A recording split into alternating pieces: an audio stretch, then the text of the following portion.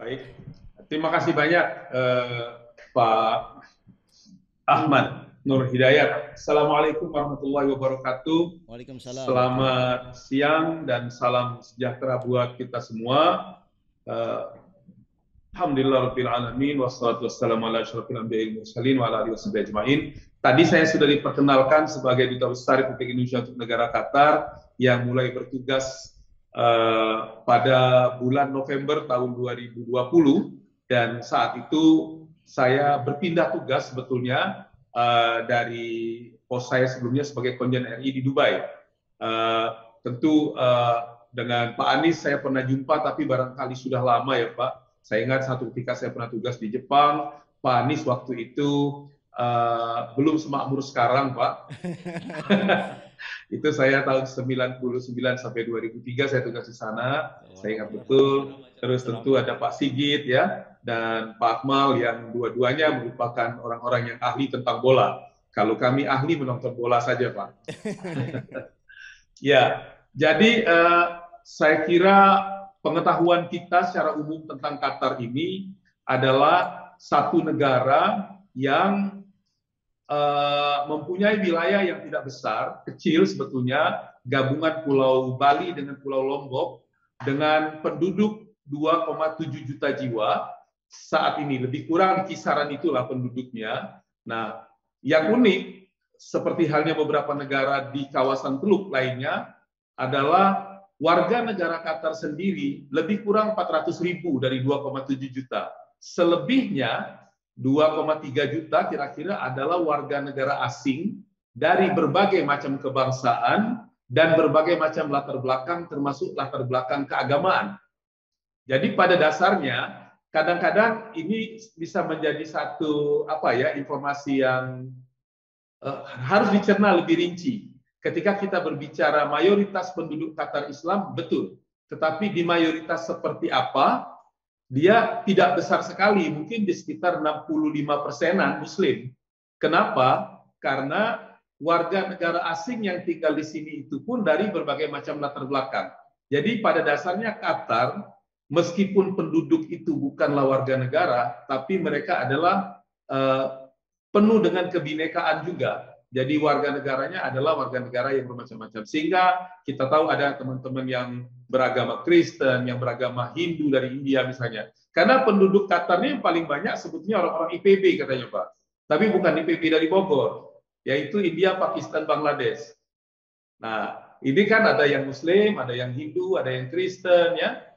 Kalau dari kawasan kita yang banyak adalah orang-orang dari Filipina. Nah, itu satu fakta yang menunjukkan bahwasanya Qatar adalah satu negara Muslim ya, basisnya yang punya keterbukaan, di mana mungkin memang itulah ajaran Islam kan, ajaran yang terbuka, ajaran yang rahmatan lil alamin, semua bisa datang. Kita masing-masing tentu punya hubungan hablum minallah, ada hablum minan nas, dan ada hal-hal yang hubungan yang sifatnya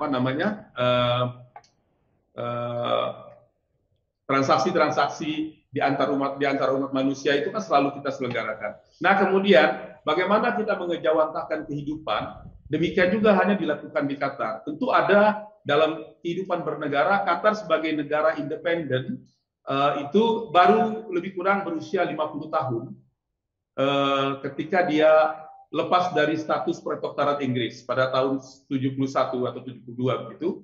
Dan seiring dengan itu Qatar dirahmati Allah dengan limpahan kekayaan alam yang luar biasa, yaitu berupa gas. Dia punya minyak tidak banyak, dia punya minyak sedikit saja, tapi yang membuat dia kaya raya adalah migasnya.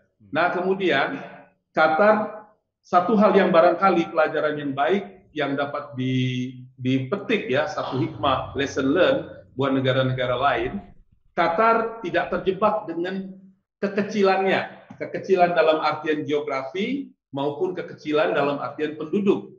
Tapi dia mempunyai visi yang besar. Nah, visi Qatar yang besar ini, yang strategic long term vision, itu menurut hemat kami, itu dimiliki oleh Father Emir. Jadi yang sekarang ini kan Emir, Pak. Emir ini adalah Sheikh Tamim ya, Sheikh Tamim bin Hamad Al Thani. Nah, bapaknya adalah Syekh Hamad. Syekh Hamad inilah yang mulai menempatkan atau memunculkan Qatar yang visioner, yang jauh ke depan. Kalau kita lihat misalnya kembali kepada bola, tadi kan kita berbicara diplomasi Islam dan sepak bola dunia. Pada tahun 2010, keputusan Qatar menjadi tuan rumah adalah di era Father Emir, di era Amir Al-Walid, bapaknya Emir sekarang. Dan di era itu juga Al Jazeera TV mulai muncul, kan? Nah, kemudian beliau juga didampingi seorang istri, seorang istri beliau yang bernama Sheikh Hamoza. Sheikh Hamoza juga adalah seorang wanita yang mempunyai visi yang berkemajuan, yang mengembangkan sektor pendidikan segala macam, sehingga masyarakat Qatar itu juga mengalami kemajuan yang pesat, baik di kalangan kaum prianya maupun di kalangan wanitanya.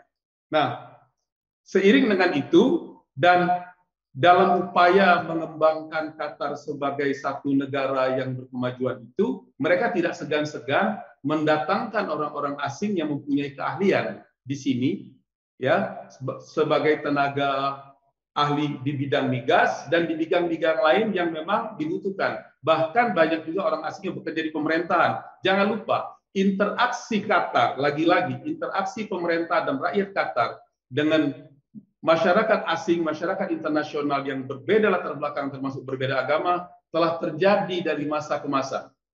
Nah, sehingga barangkali kalau kita berbicara diplomasi Islam yang sebetulnya ini kan diplomasi itu diwarnai satu negara, ya, diwarnai oleh karakteristik negeri itu tentunya.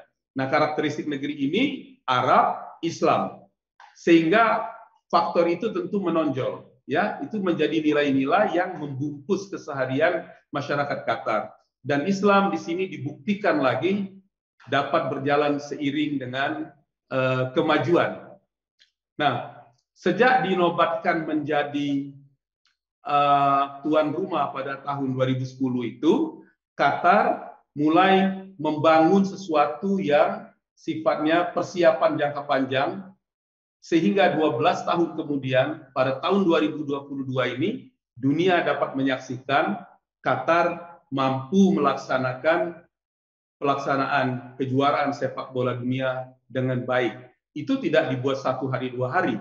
Diawali dengan mimpi pada tahun 2010 untuk menjadi tuan rumah, kemudian mimpi diproses menjadi satu hal yang nyata, dan sekarang mimpi itu menjadi kenyataan. Tapi tentu saja dalam dunia ada persaingan. Dalam dunia meskipun kita maju tentu ada kritik. Tapi satu hal yang menjadi bottom line, ya, menjadi dasar benang merah yang harus diperhatikan ketika saya juga berbicara dengan tentu banyak kalangan di sini, mereka juga menyadari bahwasanya budaya Arab, budaya Islam adalah budaya yang menghargai tamu.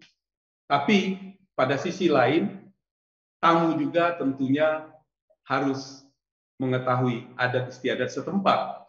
Jadi harus ada saling menghormati dan saling menjaga. Dan itu kan berarti kan toleransi.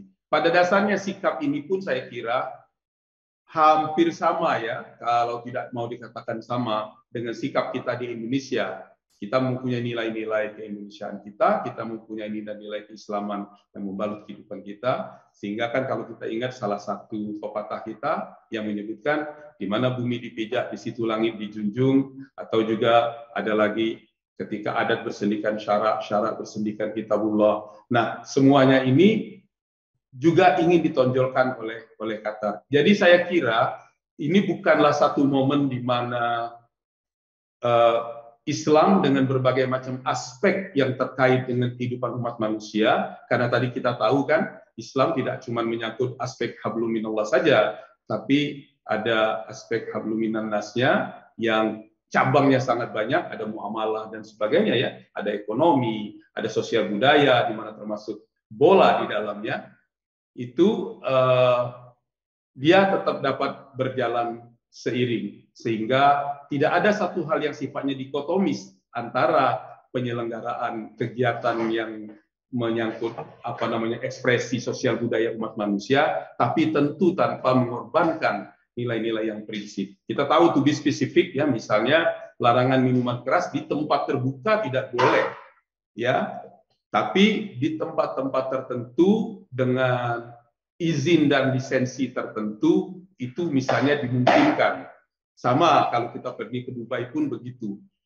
Jadi tidak di semua tempat dia boleh, di tempat tertentu saja. Dan itu akhirnya kan dapat dipahami. Nah, pada sisi lain, ketika misalnya Qatar mencoba melakukan syiar Islam, ya karena itu tadi, itu adalah karakter dia yang harus dia angkat. Saya kira bagus sekali ya. Jadi misalnya ketika Ghanim ya, kalau saya tidak salah namanya, dia melantunkan ayat suci Al-Qur'anul Karim misalnya, ya ini kan satu hal yang sangat mengangkat citra Islam. Kemudian di fasilitas di stadion-stadion misalnya kita bisa melihat ada tempat sholat yang memang harus disediakan karena orang-orang yang menonton kan membutuhkan itu, ya kan? Jadi satu hal yang sebetulnya wajar itu disediakan, dan ternyata orang-orang yang beragama Islam, mungkin demikian juga penganut agama yang lain, kita tetap bisa menjalankan kewajiban keagamaan kita pada satu sisi, tapi juga Islam tidak terlalu konservatif yang dimaknai secara sempit, di mana tidak bisa menikmati kehidupan. Nah ini barangkali akhirnya membuat orang-orang yang datang dari berbagai belahan bumi melihat, wow, ini ternyata berbeda ya, begini ya, mereka melihat satu kenyataan. Saya kira mungkin apalagi yang bisa saya sampaikan ya, kalau kehadiran tokoh-tokoh Muslim internasional, ya tadi ditanyakan ada siapa, Dr. Zakir ya, Zakir Naik ada di sini. Memang Qatar ini kan menjadi tempat yang sangat terbuka untuk banyak tokoh masyarakat yang diundang, tidak cuma karena Piala Dunia, tapi dari waktu ke waktu diundang di sini. Satu hal yang perlu juga dipertimbangkan, mungkin Pak Anies lebih paham dari saya, Qatar itu meskipun dia kecil secara fisik, tapi karena dia mempunyai visi, karena dia mempunyai resources yang banyak, dia berpikir strategis juga, Pak. Bahwasanya mereka tidak bisa selamanya mengandalkan hidupnya hanya kepada gas dan minyak, uang dari situ. Gas dan minyak ini pada masanya bisa habis, depleted, atau bisa tidak mempunyai nilai uang, tidak laku lagi karena digantikan oleh produk-produk lainnya. Oleh karena itu akumulasi modal, akumulasi uang yang mereka dapatkan diinvestasikan di berbagai tempat, di berbagai sektor. Masuk ya kan? Indonesia juga, Pak, nah, ya? termasuk dia membangun ekonomi dalam negerinya untuk kalau misalnya nanti ada post carbon activities, Qatar ini sudah siap untuk menjadi ibu kota olahraga dunia. Nah, itu salah satu yang dia lakukan. Jadi visi dia sudah bangun kotanya sedemikian rupa, dia bangun fasilitas olahraga yang mega, dia bangun properti yang banyak, dia bangun rumah sakit yang banyak, dia bangun pusat-pusat pendidikan yang modern yang banyak, cabang-cabang universitas yang bagus-bagus di Amerika dan di Eropa, itu boleh membuka cabang di sini di satu tempat yang dinamakan Education City. Nah itu di bidang sosial budayanya. Di bidang politik kita ketahui juga Qatar ingin memerankan dirinya sebagai effective player. Apa artinya? Dia memainkan peranan sebagai agen perdamaian dunia. Satu contoh yang paling konkret adalah proses perdamaian Afghanistan. Itu terjadinya adalah di Qatar. Ya, betul. Di mana kantor politik Taliban mempunyai kantor dan perundingan dengan Amerika dan sekutu dilakukan di sini. Dan yang penting juga jangan dilupakan Indonesia dalam proses perdamaian Afghanistan itu menjadi apa yang disebut dengan host country support group. Jadi Qatar menjadi tuan rumah proses perdamaian, ada Amerika di situ, ada beberapa negara barat, dan Indonesia bersama-sama dengan Jerman, Norwegia, dan Uzbekistan menjadi salah satu anggota dari host country support group yang memasuki proses ini. Jadi Qatar menempa dirinya sebagai effective player dalam upaya perdamaian dunia. Saya kira mungkin saya sampai di situ sementara. Baik, Pak mungkin nanti akan ada hal-hal lain. Tapi saya juga izin Pak, kalau nanti sewaktu-waktu, karena saya kebetulan lagi banyak hal-hal yang mesti dikerjakan juga. Sewaktu-waktu kalau saya pergi, nanti akan ada sahabat dan adik saya, Pak Ali Murtado yang bergabung dengan kita. Terima kasih. Wabillahi taufiq wal hidayah. Assalamualaikum warahmatullahi wabarakatuh.